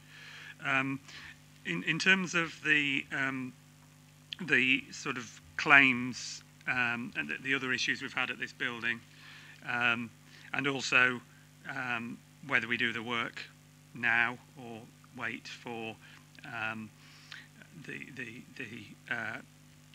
contractors and the engineers to come back. There's a slight difference between this issue and the other issues with the boiler room and the pool shell. In this case, something has completely failed that well within its design life, and the issue is that it appears not to be fit for purpose. Now, as I mentioned in the presentation, this may be due to the wrong materials being used, of a lesser standard to the materials in the specification, which is a very serious issue, because it's obviously a contractual issue there. We've paid for something, a specification, and if it's been done differently to in the specification, then obviously we need to look at that. The other issue is if it's been done according to the specification, then the specification isn't up to standard, because it shouldn't be getting to this stage after 6 years. And also, if as the contractors have said today, well, you've obviously been putting salt on it. Well, we have been putting salt on it because that is the recommendation within the building manual as to how we treat it.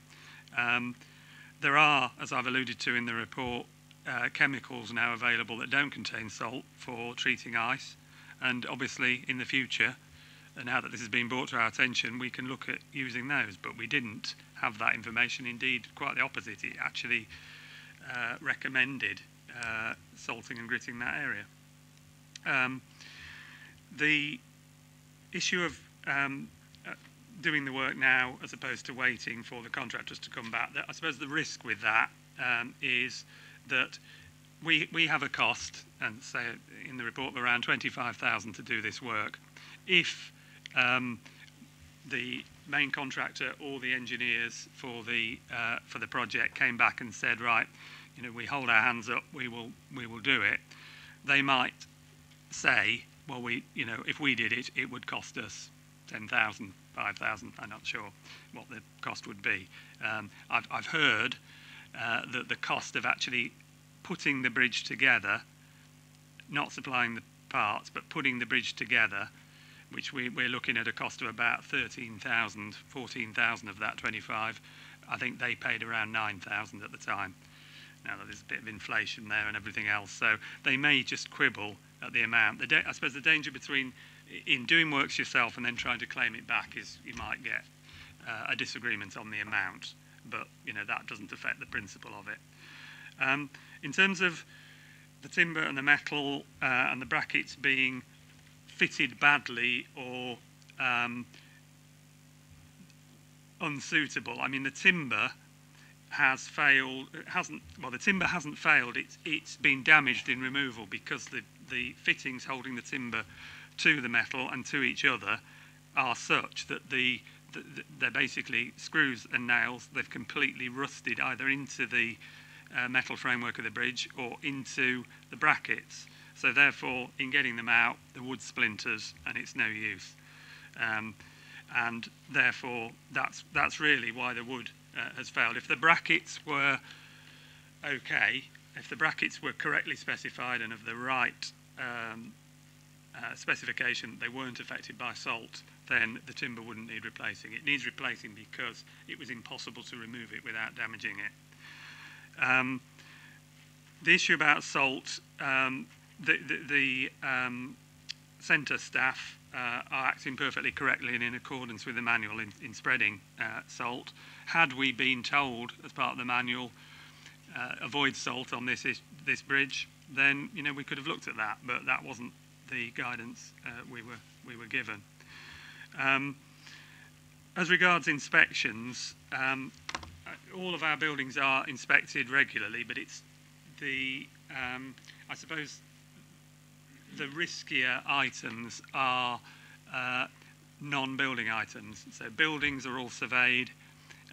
We have had inspections of bridges, of which we have a number in different areas of the district.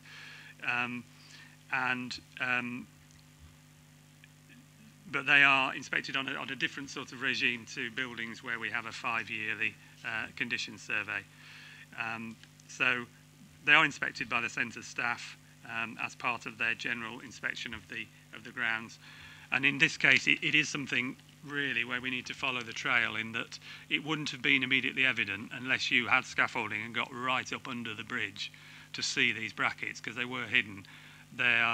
These photos were taken from underneath on a scaffolding. You couldn't just walk and see that. So the staff are inspecting the surface, and indeed, as Councillor Ratcliffe has mentioned, that whenever there were complaints about boards becoming loose, they've been addressed, and that's what happened on this occasion. To answer Councillor Burfoot's points about the usage of the ARC, I can't really give a definitive answer on that, but I could ask Ash Watts to whether he has seen any change in usage.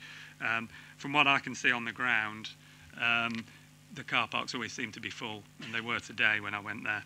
So I think it's an inconvenience rather than something that would put people off going altogether. But obviously, inconveniences do build over time, and if it's a couple of months, people put up with it. If it goes on for 6 months, it becomes a bigger factor. As regards what would happen under the outsourcing of the leisure service, under the variant, there's 2 variant bids, but in effect we would keep control of grounds. So the building footprint, and there's 2 different variants within the building footprint as to whether we do all of the repairs, whether the new contractor, the new operator, does all of the repairs or just the day-to-day maintenance. But that would end at the external walls of the buildings in each case. So structures with grounds, walls, roads, structures within grounds would still rest with the council. And that's my understanding of the contractual arrangements that are being offered. I think I've mentioned, Councillor Wilde raised about workmanship.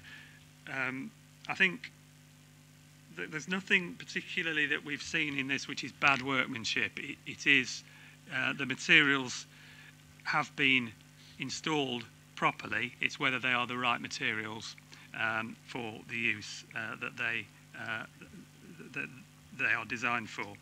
And as regards looking at ARC as a whole, with the problems we've had, we are doing condition surveys now of all the 4 leisure centres as part of the outsourcing exercise, and those actually start. In fact, ARC is being done a week tomorrow, so they're happening over the next 2 weeks. So we will have full surveys of the full 4 centres. We do have them now from 2015, but we're doing new ones to inform the bidding process. So that is in hand. Okay, thank you very much. Members, I've got another 8 members who want to speak. Please, you could be brief and apt in your comments. I think we're covering this well, but if you've got anything new to contribute, I'd be grateful. Councillor Pawley first. Yes, thank you, Chair. All my questions have been answered. Thank you. Councillor Purdy. Thank you, Chair. Well, I'm pleased to hear about an audit, Mike. What I will say, if there is another problem, I shall personally be pushing for the management of this company to come and sit before this full council. Salt is extremely a serious problem. I've just reported to Highways the fact that 4 of the traffic light posts opposite Massam Mill are totally rotten at the base, and the Highways direction sign approaching Cromford Tors is totally rotten. So I wonder if, notwithstanding the fact it's in the contract to advise to use, and I hear your point about using something else, have we considered using any heating source under that runway, walkway runway, to try and alleviate that frost problem, Mike? So that's my point. Thank you. Okay, I'll take Councillor Tibbenham next, please. Did I hear Mike say earlier that the bridge was only 6 years old? Did we have a guarantee when it was built and for how long? And I think you also mentioned that the suggestion was to use galvanised steel bolts in a reconstruction. May I suggest that you use stainless steel bolts and nuts so that you remove all, we'll say, iron parts in the construction? Thank you. Okay. Sorry, Councillor Slack in this trio, please. Thank you, Chair. I'll be as brief as possible. Thank you, Mike, for a very thorough report. I do agree with the rest of councillors that we have to get this bridge operational again because of the children's holidays, etc., etc. But my concern, like Mike's, is that the compensation side is that who will be responsible, and I'm concerned that we will get his money back, this 25,000.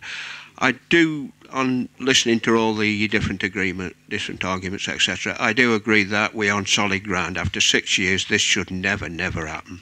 And if they did use tantalysed timber and stainless steel brackets and so forth, this probably should never happen. So I think we're on solid ground if we go ahead and spend this money, and then we can get compensation. I'm sure we can. Okay. Thank you, Chair. Mike, you've got a couple of questions, sir. Okay, thank you, Chair. With regards to salt, obviously we're aware that it does do damage to metal, but that bridge should have been designed to take account of the use and the position, because particularly the position, it is prone to frost in that location. And we had tried, it is a non-slip bridge surface, we had tried when it opened to minimise the use of salt, not for that reason, but just in terms of labour, in terms of doing it. But the bridge was becoming lethal. And so I think in using the salt, we have removed a lot of risk in terms of people falling over, and I think we would have had quite a few injuries and, unfortunately, claims had we not done that.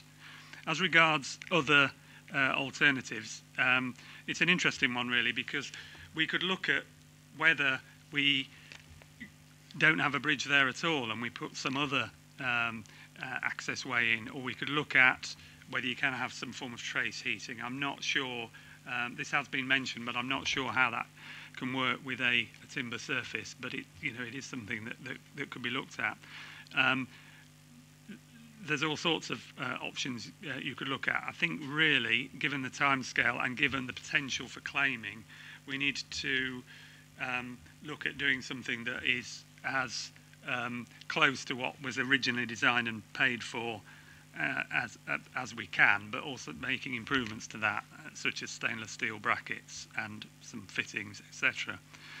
To answer Councillor Tibbenham's point about the bolts, it may be in my presentation that there's a different, we've got the county structural engineer looking at this, and they've advised in some cases to use stainless steel bolts, I think on the handrails, and to use stainless steel joist hangers, but in other areas to use, and I think it's the actual bolts that hold together the bridge structure, to use galvanised items because there's a risk of electrolytic corrosion for having two types of metal together. I'm not an expert on this. That's what I'm told. But we're being advised by experts, and they are looking at the appropriate fittings to use, which will be more robust than those that were there before, regardless of what the specification was. And that will be also combined with the fact that we will move away from using salt. So there's two issues there to look at. But as I say, we're taking advice on the type of fittings to be used for the design life, and that's why we've got the County Council structural engineers looking at this on our behalf. To answer Councillor Slack's question about the claim, we're sort of doing a two-pronged approach with the claim, really, because we're trying to, there's two ways of doing this. We can either go in aggressively, if you like, with a legal claim, latent defects, and to mount a legal claim against the contractors for the costs of doing the work, or we can enter into dialogue with them and see what they are prepared to do. And what they've said to me today is that what do you want from us? And I've said we want this bridge back in operational and at no extra cost to the council, and we don't feel that it's fit for purpose. Now, there was a discussion about whether that was to do with the types of fittings used or whether it was to do with the spec. They've gone back to look at that. But one doesn't cancel out the other. We still, and I will be taking advice from my colleagues in the legal department, we will be looking at a formal claim, whatever happens. But obviously, if we can do something through dialogue, then we can, all the better to address that. But one doesn't cancel out the other. I'd forgotten one point, actually, that Councillor Tibbenham made or asked about guarantees. We haven't got a guarantee as such for this bridge. We've got the contract for building ARC, the whole centre, the access road, everything to do with it. And under that, if we can prove a latent defect, there is a claim. So that is what the county are looking at now, whether there is anything there that is classed as a latent defect. I mean, we think there is, but we need to have it formally looked at, and we've already raised that issue, as I've said, with the contractors. Thank you. Members, can I just say any new contributions, please? Councillor Bright.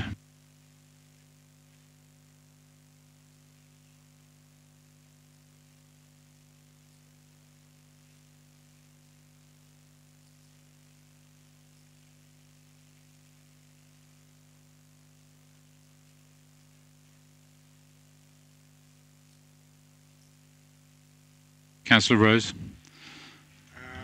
Mike's partly answered the question because I wanted assurance about whether it was wise to give them the opportunity to come back and make some sort of offer, if any, or whether we could crack on with it. And I think I'm satisfied with the answers he's given to other members on that point. I think we could proceed with the work, even though there might be a slight risk that there might be a discrepancy in what they think it might have cost as opposed to what it actually costs them, but I'm sure he will get the work done on some sort of competitive basis anyway. Councillor Flitter. Thank you, Chair. Well, to me, there's another horror story, and I feel like most councillors that the question is, was the materials fit for purpose in the first place? And just as a comment, I take on board what Mike has said about design alternatives and doing the work first. And I agree with him on all those. But in 5.1, it does state that light galvanised brackets, can we just clarify whether these are lightly galvanised, which is just dipping the material into a solution, or does he mean light in the strength of material? Because on anything external, it has to be a high density, and it does have to match with other materials. And I say that because I spent quite a few years in the steel industry. And surely the second point was, have we not got the technology to deal with standing water? You know, it is a bridge. We should be able to get rid of any standing water to eradicate some of these problems. Okay, and Councillor Monks, the final contribution before I ask Mike to answer. Councillor Monks. Well, my concern is that you've indicated that the bridge should last 25 years. Will there be any sort of guarantees if we do the work now ourselves? Are we in another 6 years going to be looking at another 25,000 or something like that? So that's my concern. Thank you, Mike. Thank you, Chair. Just a couple of issues then on the points raised.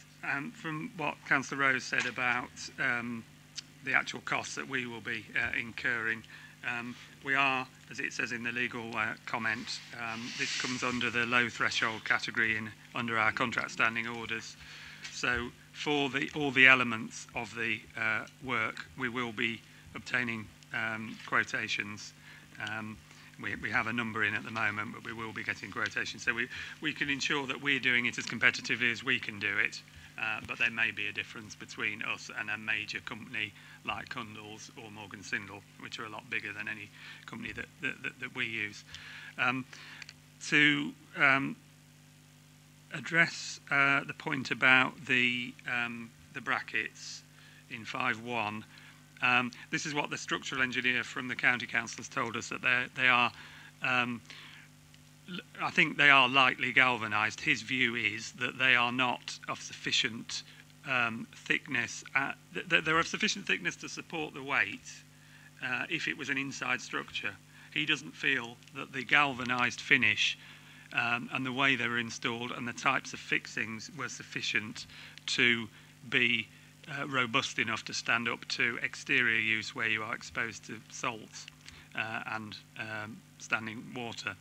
To answer the point about standing water, this has been discovered. It's all about following the trail with this, that as we've looked at the bridge, we've had to take some of the fittings out of the steel beams, and when we do that, in some areas there is water standing in those steel beams. Only in a few areas, but that needs addressing, and that needs, the beams should have had holes in the bottom that will allow that water to drain through, and in some cases they haven't. The way they're fitted, the way there's a number of beams and there's various angles in this structure, so we are addressing that as part of the works we're proposing.